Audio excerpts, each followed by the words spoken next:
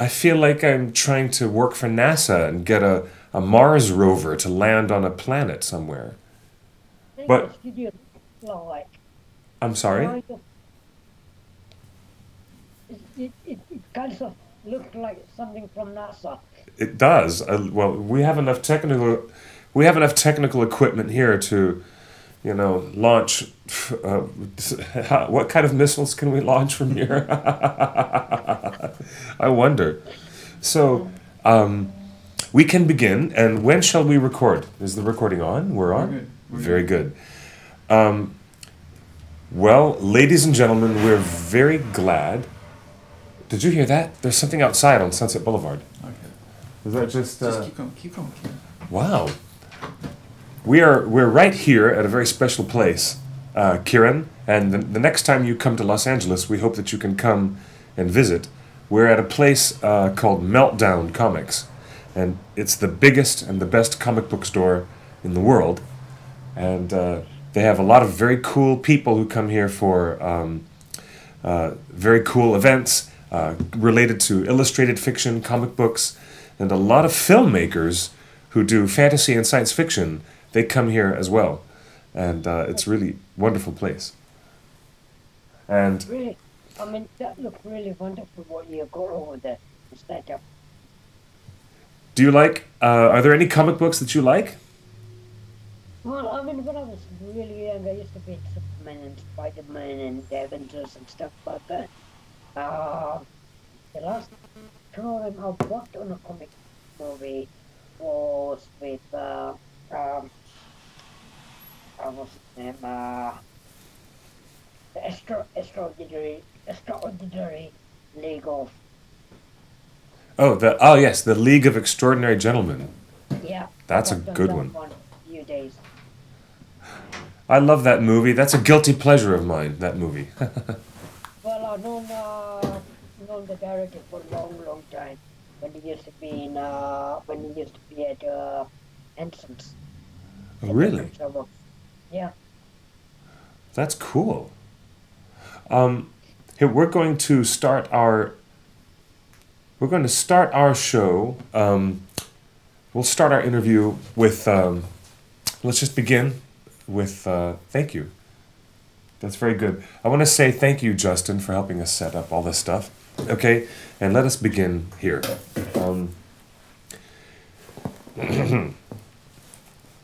well, ladies and gentlemen, today on our very special webcast, Torn Tuesday, as we inaugurate our very familiar show on a brand new web channel, a web service, we're very glad to have a special guest interview with us today, coming all the way from London via Skype.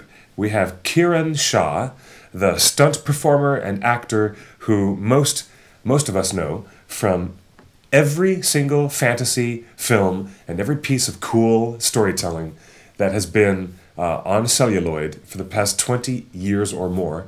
My gosh. Kiran, how are you? Welcome to the show today. Thank you. I'm really good. Thank you. What Uh, about you guys? we're having some London weather here today. It's rather cold and gray and overcast. How was your London Uh, winter? it was a little bit sunny this morning, and it's really getting cold now.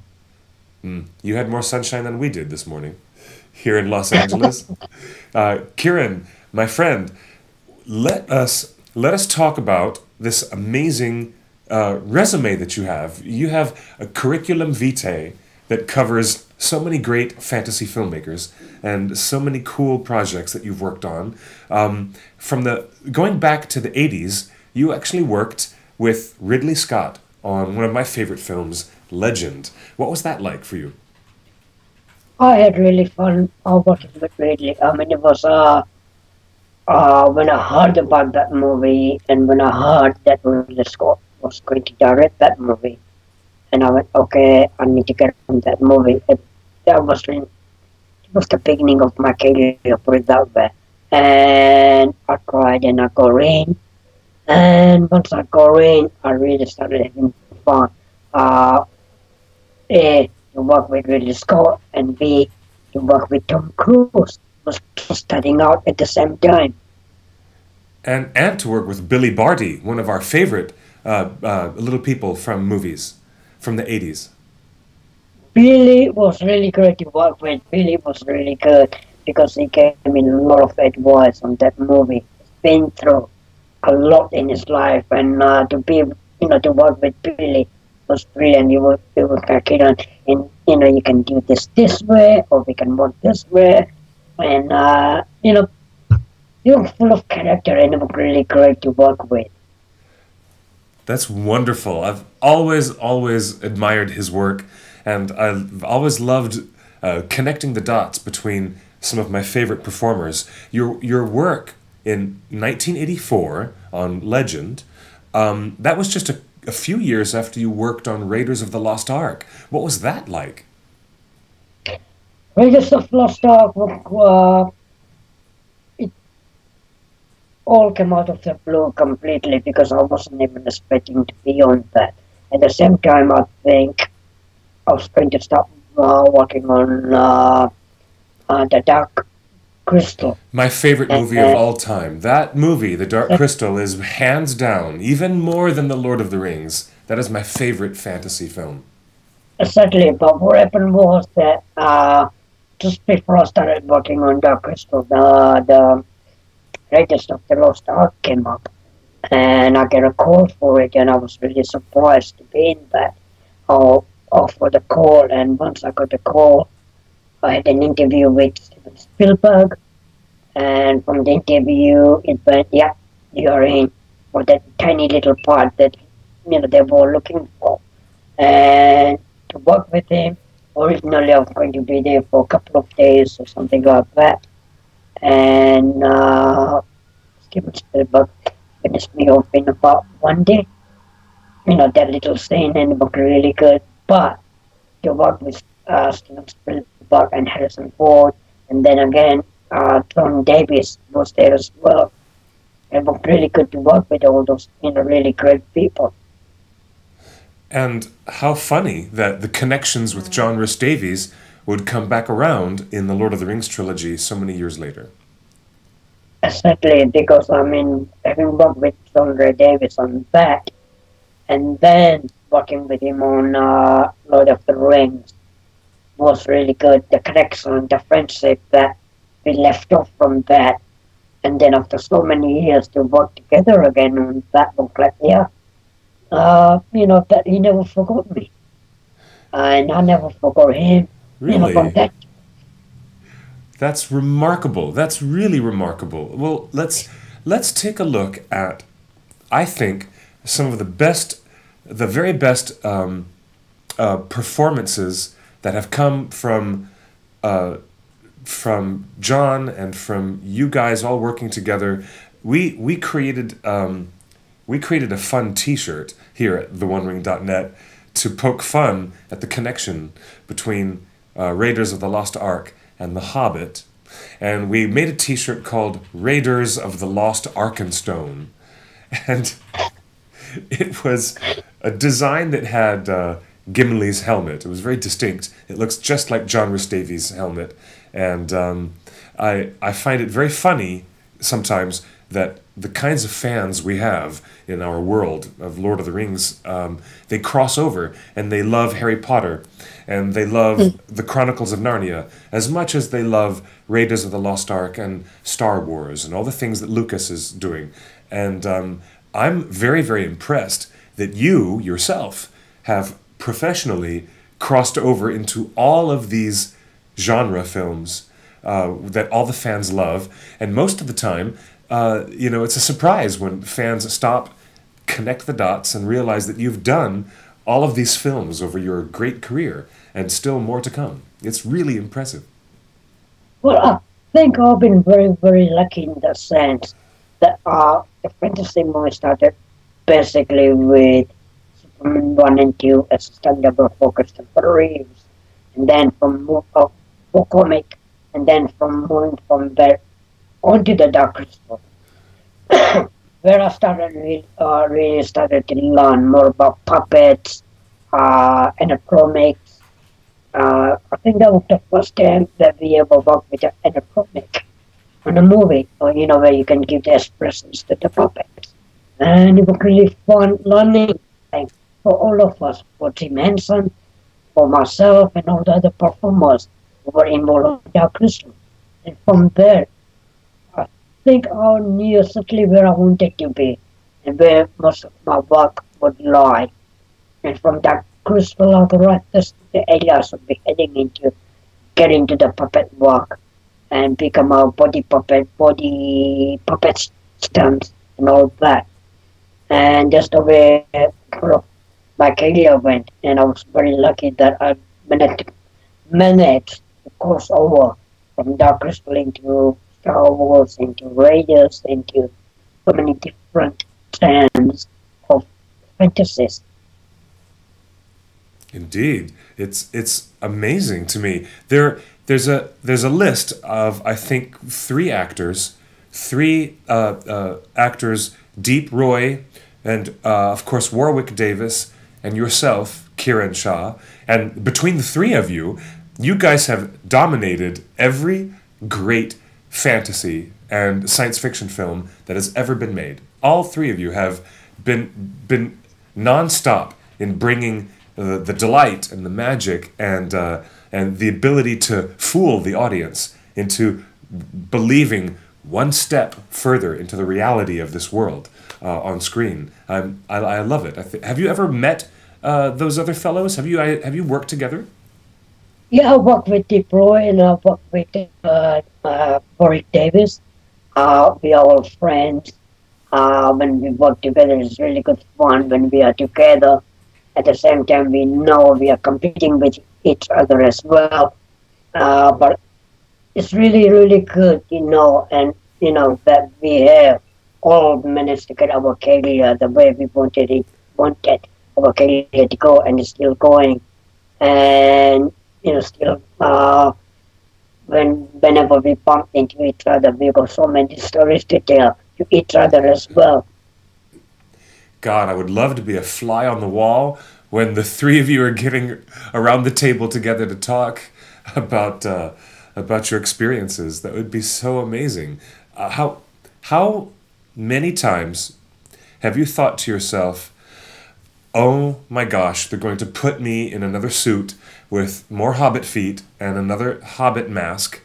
You did that how many times during working on the Lord of the Rings trilogy, where you were completely buried under prosthetics? Well, I was lucky that I wasn't in prosthetics on Lord of the Rings. I had a mask for Frodo, Bilbo, Sam, Merry and Pippin on that movie that would come off and go on. But I think more or less I worked every day on that movie. And every day going in the mask and coming out of it. But then again, Dark Crystal taught me that really, really well.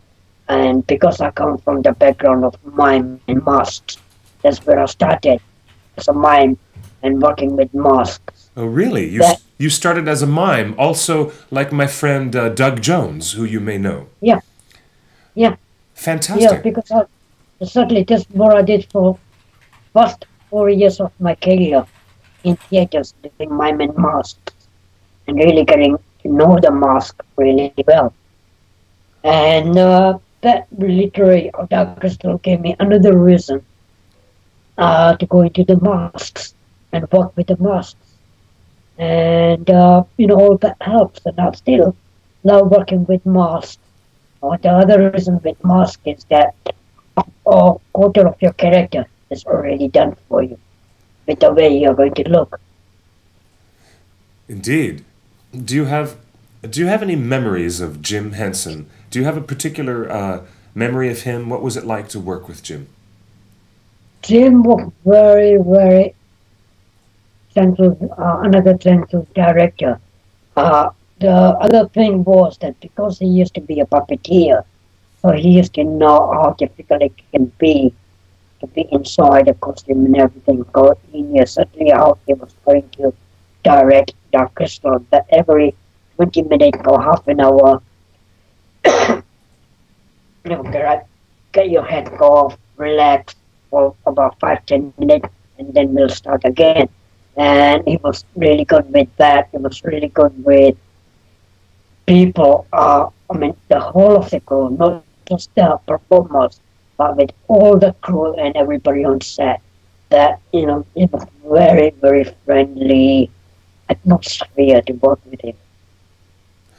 Gosh, that is amazing. I'm amazed that you've been able to work with Andrew Adamson and with George Lucas and with Spielberg and with Ridley Scott and with Peter Jackson and with, I mean, come on. I mean, it's an amazing, amazing list of the top fantasists who are working at the top of their game, and it's really, really amazing when you stop to think.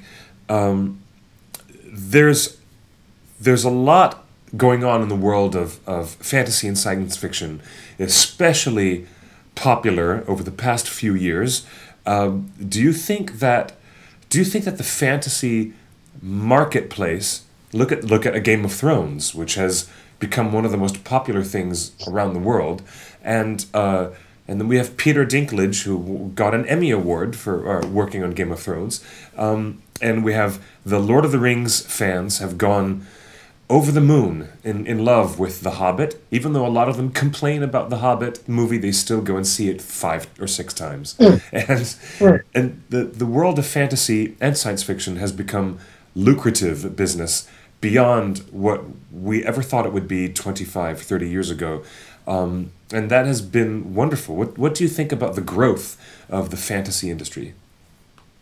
I think the growth of the fantasy industry has happened because we, for last 20 years, have gone in and out of recession, in and out of economic, meltdown, and then pulling up again and going down again. And in times, in hard times, Bless you. I think more people, thank you, more people, they want to get away from the reality of the life and to go into the fantasy. Or fantasy in that respect, I think, will always do really well. There will always be a majority of the population of fans who will be there for the, science fiction and fantasy world. And that will keep going. I mean, the more we think about the future, look at the computer games and everything.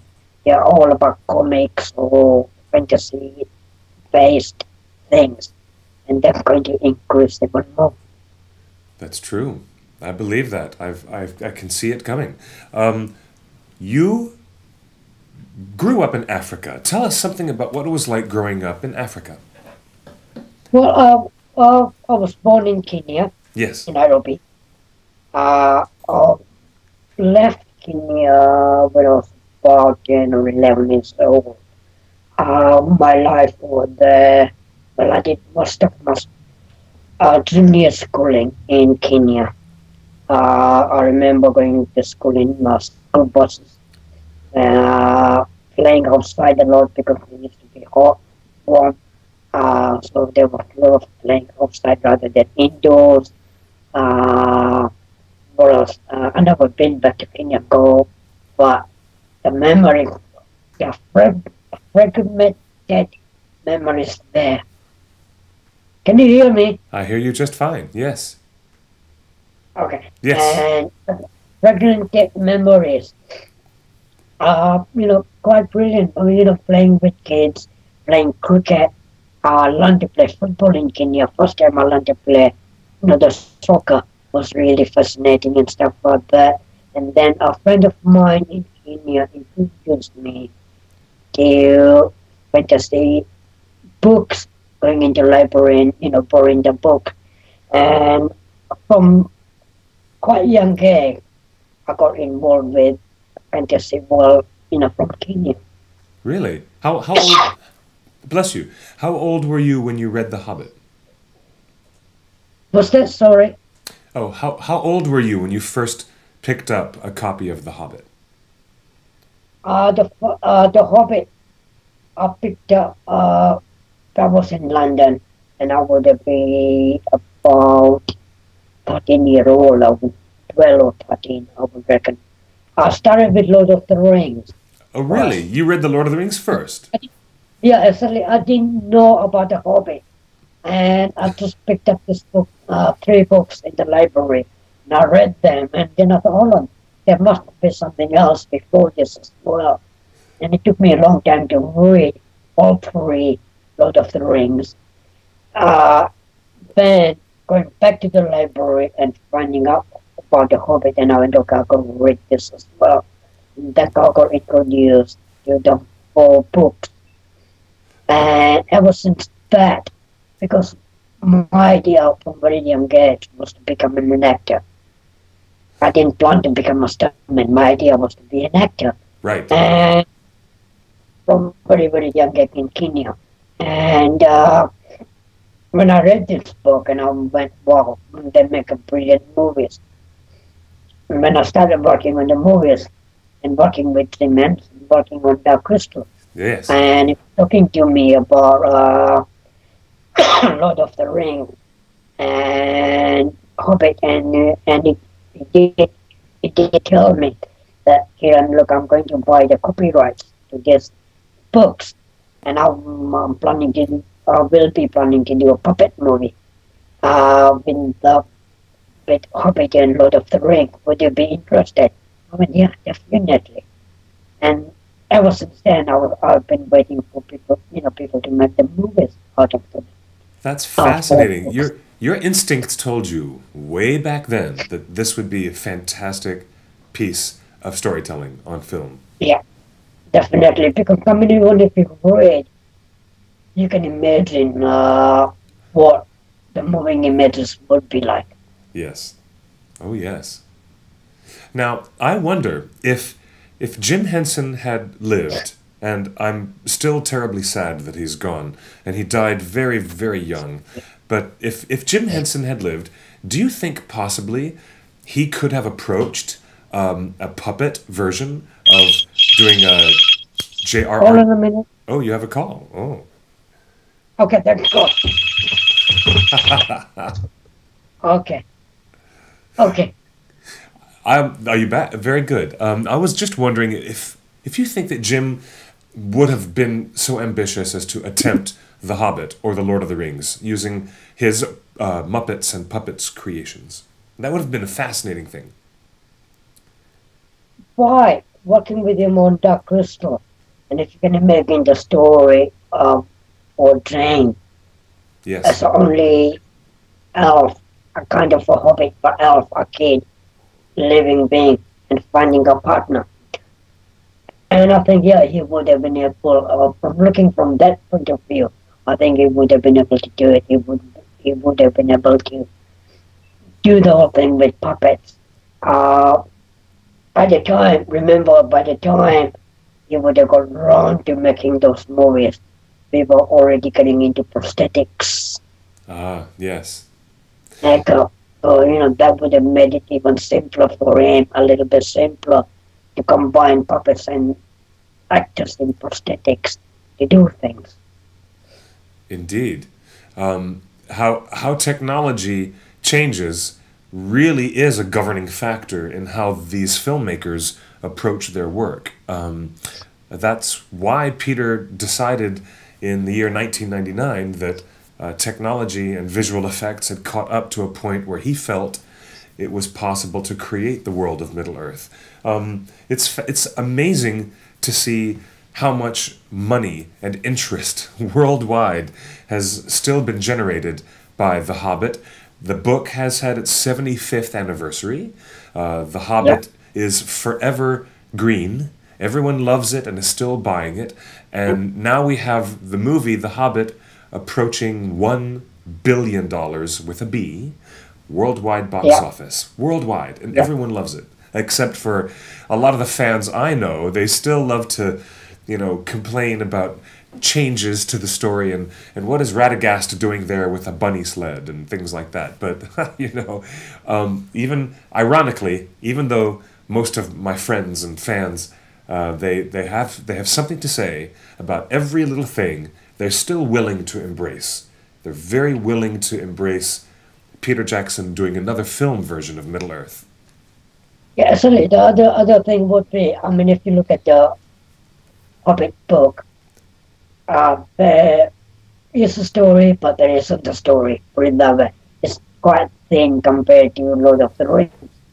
So I think Peter has done a really, really good job of fleshing out the stories from the appendix from the Lord of the Rings and everything, and fleshing out those stories and bring them in the Hobbit and making that story work in the context that I would reckon that Mr. Tolkien himself would be proud of it. Do you have anything that you can tell us about the next film in the series, The Desolation of Smaug? Maybe you can't. Maybe you can't say a single Not thing. really. No, not really. Not really. Everyone, Not really. everyone is dying to see this dragon. I know. I can't really say anything at the moment because not really. Okay, let's try an easier approach. Can you tell us one of your favorite memories working on the Rings trilogy? You can talk about that for sure. Yeah. There are quite a few. I have to choose here. I mean, the memory definitely. Yeah, same. Basically, the best memory I got because I ended up playing all 4 characters at any given point of the Hobbits. And in a day, I would go through about 3 of them, or all 4 of them, and changing and figuring out, yeah, I'm now Bilbo, or I am now Sam, or Pippin, or Mary, and going, okay, now I'm going to pick up a fight. Well, one of the memories is that I was doing a song, and Sam in the Mura cave. I remember when he fighting with the orcs on the steps with his pants and stuff. And my memory of that was currently Peter was directing there, and they went, okay, we need Kiran now to take over from Soneston. And I had to change from Frodo going to the next soundstage, get dressed into Sam, and then finding out that I got this big fight to do that I wouldn't even had time to rehearse. And while the actors and the stunt people had a long time to rehearse. And currently I had to pick up the fight in half an hour before we started filming. And that was the memory, and I was thinking about it, afterwards. And I thought, hold on, how the hell did I pick up that fight so quickly in half an hour, rather than, going on rehearsing for days and days. But, those kind of memories are there quite a lot, where I was putting the deep end and Kiran, you can do it. And I was like going, okay, right, give me about 15, 20 minutes to work it and rehearse it, and you'll get it. That's funny. Wow, only half an hour? Let me ask the question. How many roles? It's amazing that you would play 3 or maybe 4 different hobbits in one day, but overall, how many character roles did you have in the Lord of the Rings trilogy? All 5 hobbits I ended up doing at any given point. All 5? And, 5 of them.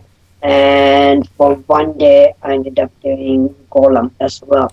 Really? So that's 6. Yeah. All 5 hobbits and Gollum, who was once a hobbit.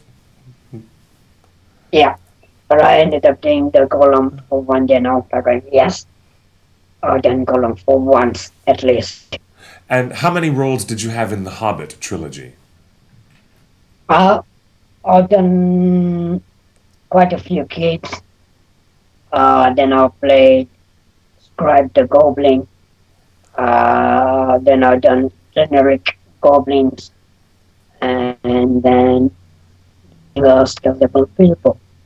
When I was visiting the set, last spring in April, I noticed that some of the goblins were being shown, were being shot by actors who had their own human face uncovered.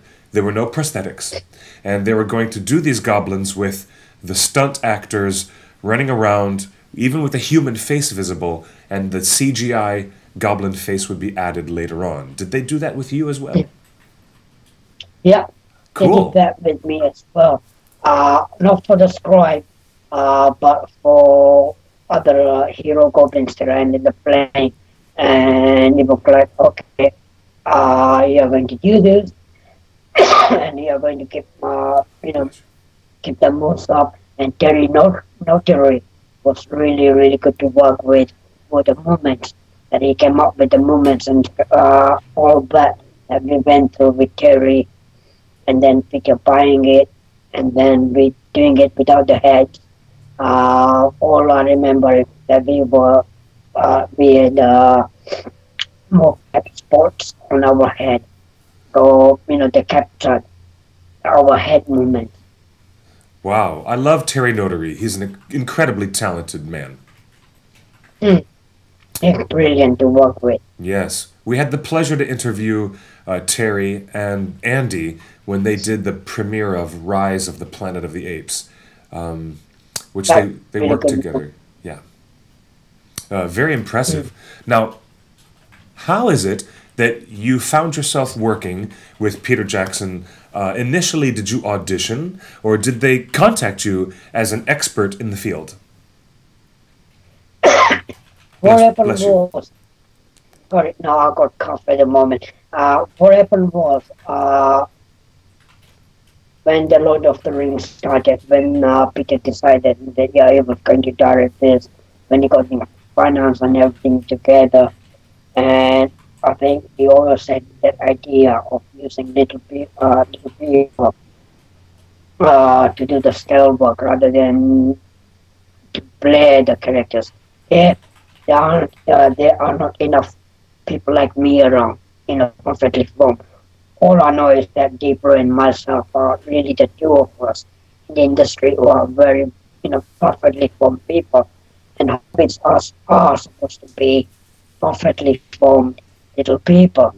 So Peter would have had problems casting from that point of view. So what I understand is the story that I came to hear afterward was that 4 years before he started filming the movie, and everybody would ask in the industry about little people, and my name kept coming up at the very top all the time. Like, yeah, you got Kiran and you will be perfect. And finally, I get a message from Critical Workshop in London, from John Stevenson, that Kiran, you're being headhunted by a director called Peter Jackson, and will you please contact him, because we got his email and we've been asked to give you his email or you can contact him. And that's how I initially got my agent at the time to make the contact with Peter Jackson. That's great. The best email that you ever had, or one of the best. Yeah. Yeah. One of the best emails you've ever had. Now, have you ever had the chance to come to Los Angeles for the Oscar parties? The Oscar parties that we, the fan website, created for the cast and crew. I went to the no. I have never been to Oscar parties in LA. Well, you're invited. You're invited now to come to our next one. I know I've been invited, and I'm still thinking if I got nothing on, or if I haven't got any meeting people at the moment. I'm still meeting people for future projects at the moment. Of course. And if I haven't got any meeting or anything, then it will be the last minute decision for me to get into LA. And you guys say, hey, I'm in LA, I'm coming to your party. That would be great. If there's any possible chance, you let us know if you have a chance, and we'd love to have you come and be our special guest. I will do that. Yes, and I understand how busy you are, and I think it's amazing. It's a blessing to be as busy as you are, and it's really wonderful. Let's talk about our friend Tim Richardson, who is Yes. a very, very funny comedic talent, and I'm very fond of Tim. He's very, very cool, and he's amazing. His energy is amazing, and he's got you involved in a previous project. You guys did a parody of Harry Potter, and it was called Harvey Potter and the Ridiculous Premise. Yes. No, that was good. No, there's a really good story about how I met him, though. I was in Seattle doing a convention, and Tim and his team were there. That's where I met them when they did the the parody of Lord of the Rings. The Dork of the Rings. That was very The funny. Ring, yeah. Yes, I remember. And we started talking about that. We saw I saw the project and all that. Came back to London and they contacted my manager and the correct. Would Kiran like to be a little part of the Dog of the Ring, introducing Dog of the Ring movie? And I went, yeah, of course, I like them. Yeah, like you said, they're really, really funny. And it was really good that I did that out of that camp, Harvey Potter. He contacted me and I went, look, if I'm not busy, then I will be there. Definitely, I'll be there to work with you guys and help you with it. And luckily for the 2 weeks, he had to work with me, to finish me off and then get rid of me from America. And that was really good because for that 2 weeks, we just kept on doing my character every day to finish me off. And it was really good fun to work with him. And if you ever speak to him again, tell him why. Because I think I'm getting involved with him on his new movie. Dumpy the House Schmuck as a spoof of Dobby the House Elf. That was so funny. You guys are really, really funny. I'm very much looking forward to his new project. Tim Richardson is putting his creative talents together, and recently they did auditions. They're going to do a spoof of The Hobbit, and it's called The Throbbit, and they've gotten you involved in a new capacity, haven't they? Yes, I am an associate producer for them at the moment. Associate producer or executive producer or associate producer? Yeah, associate, I think. I am one of the producers of the movie. And you'll have a performance role as well, I hope? I don't know yet. There could be one coming up, but we'll have to wait and see. But I'm really glad to get involved with them because I do like them, and it's like they are going to be coming up. It's a director, so may end up doing something big, and I would like to think that I was there for, to work with them from the beginning, like I did a lot of student movies over here to help kids or studying about things and filming well to help them. Like, if I work with you guys, maybe you may get somewhere in the future, and I can say, hey, I used to work with them when they were, still students. Absolutely. Yeah. Yes. Yeah. It's great. You believe in someone's talent, and you can tell right away when someone has talent. And I can appreciate that drive to work with people who can make it happen, and they can put it together. Not only that, but the thing is that I've been in the business for a long, long time, and in the last few years, or last 10, 15 years, I've been consciously making decisions that, look, I've been around for a long time, and now is the time where I can give back to the people in the industry who are starting up and who can, maybe learn something or maybe get some more interesting push from me or people like me around saying, yeah, you can do it, you should believe in yourself. And I'm all for that at the moment as well, where, I try to work with students try to work with comic directors and all that. It's about time that I should give something back to the people who are going to be in the industry in the future. I'm amazed. I'm really impressed. The the question comes to mind that J.J. Abrams is all over the headlines now in the world of geek culture because not only has he successfully brought Star Trek back to the silver screen, but now he's going to direct Star Wars movies, which is a thrill for everyone. Is it possible that that Mr. Abrams or maybe Joss Whedon is someone that you'd like to work with in the future, or maybe Guillermo del Toro? Is there some other fantasy, science fiction, talented director or people that you'd like to work with coming up? Well, there are few that I would love to work with. I mean, Del Toro, Oh I yes. met him 4 years ago when I was in New Zealand for a wedding, and I got introduced to Del Toro by Peter Jackson. And we had quite a bit of talk about Hobbit at that time. I met Del Toro, and it would be nice to work with him in the future. And with J.J. Abrams, it would be good to work with him because J.J. Abrams comes from the science fiction background of Star Trek and stuff like that. And it would be nice to, work with him and find out what he's like to work with. But apart from that, it would be good to work with him.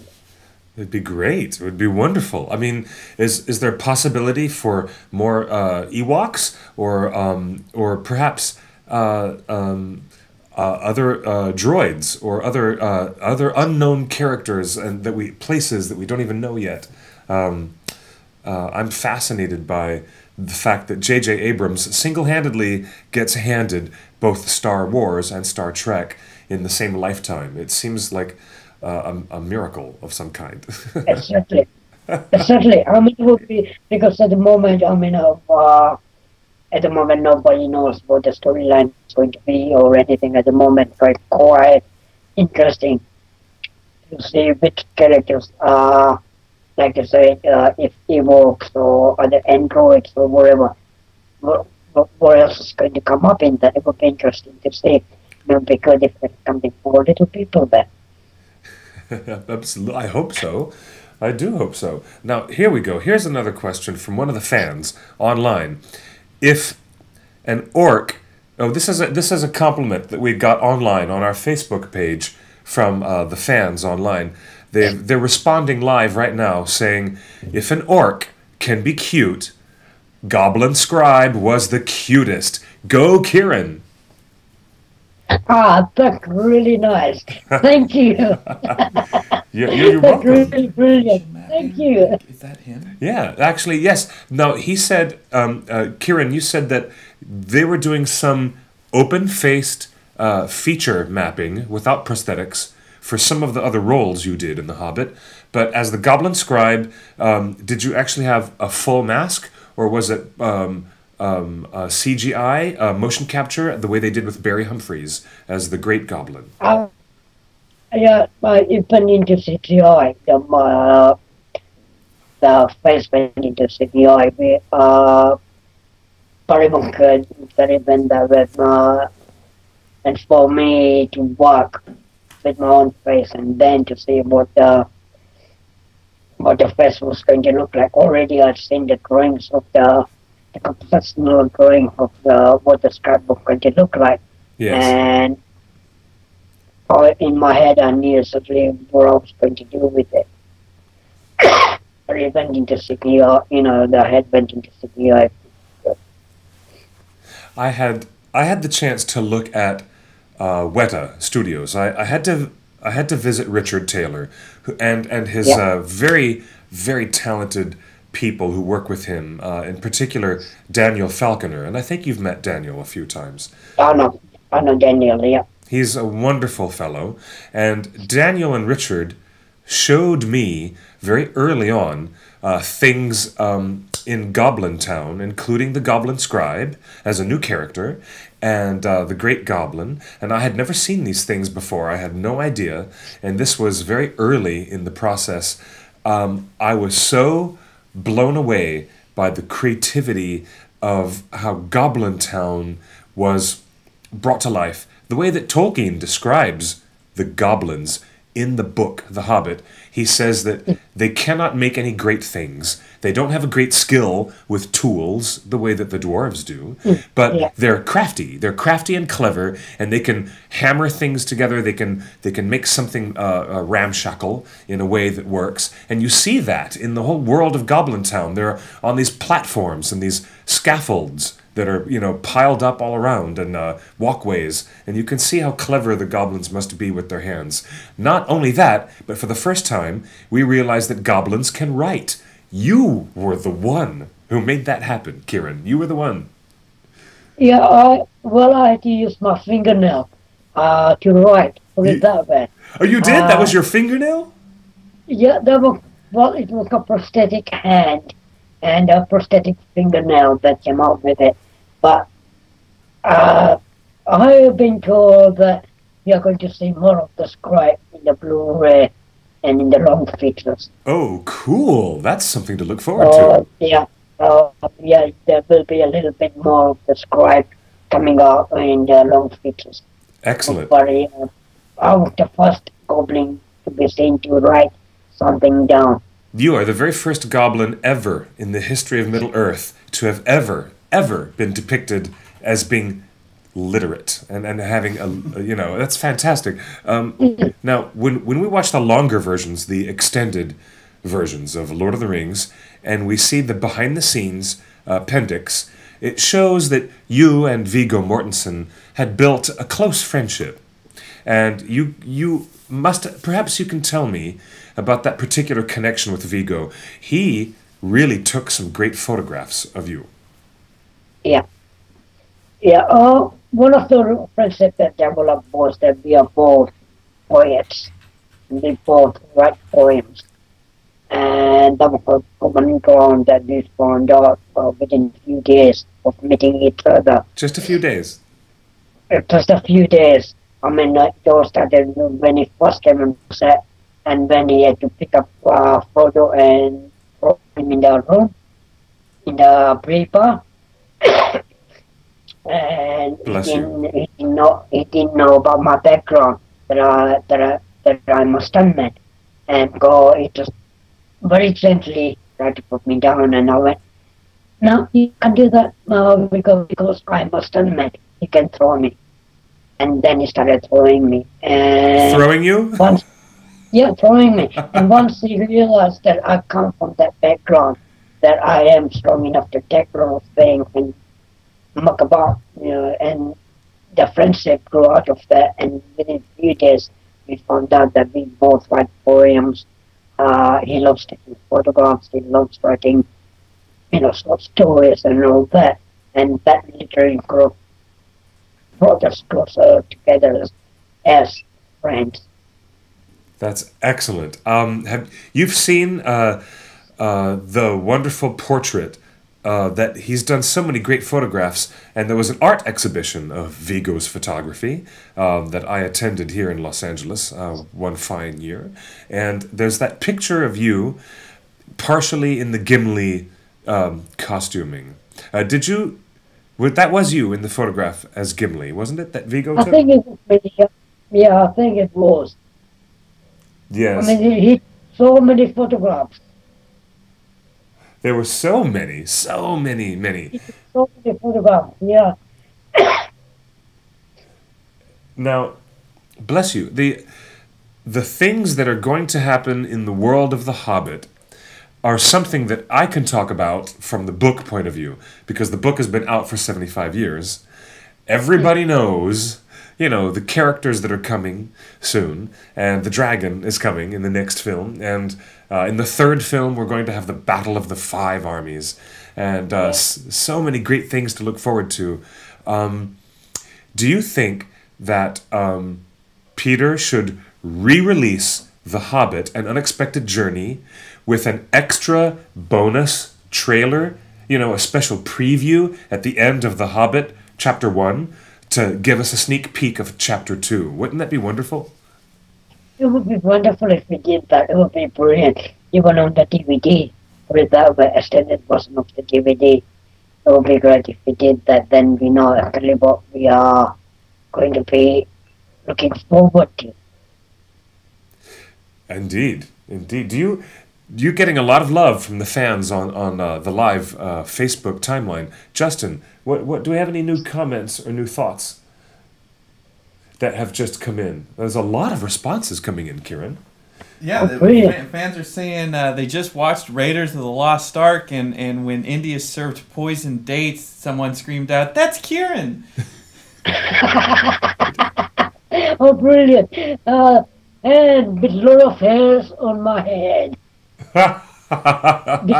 There's a few people that are saying that you were in Aliens. Is that yes. true? Yeah, I was stunt double for Newt. No, say that again, I'm sorry. I was a stunt double for Newt in Alien. Oh, yeah, the little girl Newt. No Yeah. kidding, you were a stunt double for that little terrified blonde girl, Newt. I had no idea. Wait a minute, now, Kiran, come on now. We're adding to the list. You've worked with Peter Jackson, Steven Spielberg, Jim Henson. What? Now we're going to add, to the list of Ridley Scott, we're going to add also James Cameron? Wait a minute. Kiran, come on now. This is ridiculous. Wait. Another fan is saying that you worked with David Lynch in Twin Peaks. Really? Twin Peaks? No, sorry. Oh, no. That wasn't you. No, People are mistaking me for that, for somebody else. And I've been mistaken for with David Lynch thing quite a few times. Oh, that's a common mistake. It's not. Okay. That's not me. But yeah, I have worked with James Cameron twice on Aliens and Titanic. Wow. Yes, and then personally, my favorite fantasist, as much as I love Peter Jackson, and as much as I've always loved the magic of Jim Henson and what they're doing, I look at Terry Gilliam, and I'm blown away by his endless vision. His vision and his imagination is one of the greatest things that movies have ever gotten, and you got to work with him on The Adventures of Baron Munchausen. I love that movie so much. It's great. It's brilliant. Big comment. If you look at Terry Gilliam's work, any of his movies, Brazil or Ten Bandits, Baron Munchausen, any of his movies, and if you see them again, you will always watch something different on the screen as well. There's so much going on. He's got so much really good vision of the what he wants on the screen. And it's lovely watching his work. I agree. It's it turns on the lights in my tree. Like I mean it. I really love Terry Gilliam. He's fantastic. Now, your very first experience in New Zealand was working with Andrew Adamson, right? And Andrew Adamson, who had previously directed Shrek, and he pulled you in to The Lion, the Witch, and the Wardrobe to play the right-hand dwarf, or the right-hand man, to the White Witch, Jadis. Yeah, Ginnerbrick. Ginnerbrick. I mean, that movie happened after Lord of the Rings. And I had a meeting with Andrew in London. Yes. So that was your second movie experience in New Zealand. Yes. Exactly. Because Richard Taylor apparently thought about me and he spoke to Andrew about me. And Andrew remembered what Richard had told him, and he pulled me in for the interview after that when he came to London. And after the interview, I think he decided that I could be the right person to pull off Ginnerbrick. It's great. It's really great because we get to see you, and I love that we get to see so much more of you. as a performer instead of you hiding behind prosthetics or masks or something. And I loved your costume. Your costume and your beard, that was great stuff that they did on Narnia. That was brilliant because Howard, he designed a little bit of prosthetic on my face, like a little bit longer nose than my own, and eyebrows. And then he designed the beard and everything, which I loved very much. Really, really, really did love it. And I loved what he did with the character, the way he looks and everything. And Tammy Lane applying and working on my face every day. A really brilliant team to work with again. And Miss Tilda Swinton, what can you share about your memories of Tilda? She was so lovely to work with. Really? And I'd be terrified. really, I would be terrified standing next to her in this costume as this evil witch. Oh my God, my blood goes cold already. well, I mean, her character was meant to be that cold, but in real life, Hilda is really, really warm person. Yes. And really, really brilliant. She loves to help people. And if there are any, on one day on set, we had these people from dreams come true people, and she was so lovely with them, talking to them and all that. She's got that other side to her from the characters she plays, like a brilliant side, really warm and really good personality. That's wonderful. That's wonderful to hear. We've heard through the rumor mill that the Goblin Scribe was a remnant, a creation left over from Guillermo del Toro and his influence doing work on The Hobbit before he had to step down as the director. Is that true? Or do you know of any other connection or influence from del Toro that is still visible in The Hobbit? I got no idea because when I met him, I didn't see any of. When I met him, we only had a little talk about Hobbit when he was going to direct that movie at that time. When I met him, and he didn't tell me about the. He did tell me there could be a character for you there, but apart from that, nothing more came up with it. And then it was like time to go. But there could be the influence of new characters that could have been there that I wouldn't know anything about. Fascinating. Bless you. You have a really, really good cold in your head, don't you? Well, at the moment, it's the winter over here, and the winter flu is just going wrong. Oh no, I've been very lucky to avoid the winter flu so far. I've been very lucky. Now I haven't been. I had a few weeks ago. It's the remnant of that last bit of the flu, not the flu, but the cold going away. I'm so sorry. I hope you feel much, much better because we have a busy year ahead of us. I know there are a lot of conventions coming up. Are you going to go to any events around the world? Perhaps San Diego Comic-Con or Dragon Con in Atlanta? Any big conventions that you are predicting you'll be at this year? There could be some conventions coming up in the pipeline, all depending on my work. But I know at the moment I'm involved with one in April in Comic-Con, the one in Wales that I'm going to do over here. Again, everything depends on my work. But at the moment, my name has gone into one, and there could be a few more that would come in. My name will go into. And it would be good to do, a couple of big conventions if I got time to do that. Well, it's great being busy. It's such a blessing to be as busy as you are. It's great. We can tell the fans to follow you on Twitter. Your Twitter account is at Is it Little Kiran Shah? Yeah, little Kiran Shah. There you go. You guys, you can follow Kiran Shah on his Twitter account, and he would love to have more followers. This very, very talented man who has been a veteran, a very, very great contributor to the greatest science fiction and fantasy that we've ever enjoyed on film. And many people might be surprised how much of that magic has been supplied by you, Mr. Kiran Shah. Fans, if you're looking on the Twitterverse, go and look for Little Kiran Shah. That's his account, and you can follow him there. And it'd be LITTLEKIRANSHAW,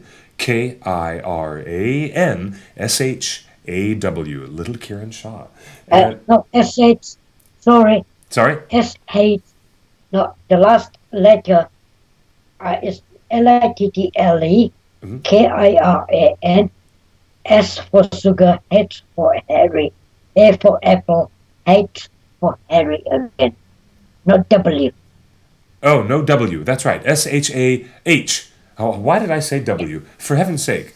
What am I talking about? You know what? Maybe I need more coffee. Maybe I just need a second breakfast. I need a second breakfast. That's what I need. Why not have a second breakfast? It's Little Kiran Shaw, and I was thinking George Bernard Shaw or something. I don't know what I was thinking.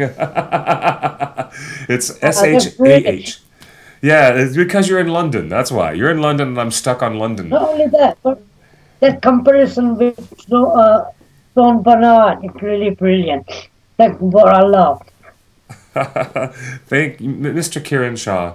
You are a wonderful, wonderful fellow. It's really fantastic to have some time with you today. I'm grateful for you coming in. All the fans are going to be able to enjoy this interview. We're going to broadcast in a few hours later today, Pacific time in California. And it's so excellent to hear your voice. And I hope if the stars will come into alignment, I hope you can come to join us in Los Angeles for this Oscar party. It'll be great. I will try my best. Yes. And thank you for having me for this interview. Oh yeah, it's been a total pleasure. We're looking forward to more very fun comedy from The Hobbit, which you are producing and helping Mr. Tim Richardson put that together. And later in the summer, hopefully we'll get a teaser or a trailer from his camp. That would be brilliant. That would be great. Yeah, can't wait to see some more of that. So, and now we sign off, and thank you again, Kiran Shah. We will see you on the silver screen. Thank you, my friend. All right, thank you very much. Okay, Excellent. bye. Bye for now. Cheers. Yeah, all right, we'll speak soon, and probably back in New Zealand. Yes, I can't wait. I'll be emailing you